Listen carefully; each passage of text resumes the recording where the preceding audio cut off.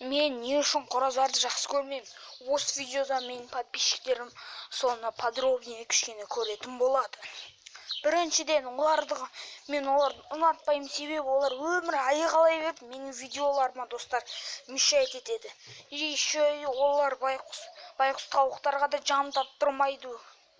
И сосредоточиться десең, олар айғалай береді. Таңертең тұрғызудың орнына достар ол кезде айғаламай өздері ұйықтап жатады. Олардың аттары ақ қораз мен көк қораз. Екеуі де достар чмолар. Екеуі де чмо. Соқсамайды. Басқалармен достар маған өте қатты ұнамайды екеуі достар. Вообще ұнамайды маған. Байқұс тауықтарға жам таптырмайды. Екінші факты достар. Тауықтарға жам таптырмайды, бірақ достар біреулердің тауықтарына да шамасы жетпейді, біздің тауыққа ғана шамасы жетеді. Екеуі чмолар. Вот түрлеріңіз осындай болады. Вот осындай болады түрлеріңіз. Вот.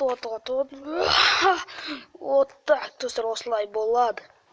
Егер сіздер вот так болады достар. Өйстіп жаныңыздар ұстап тұрады достар. Кейін түсінесіздер оның бәрін. Мен не үшін қорыздарға ашуланатынымды достар.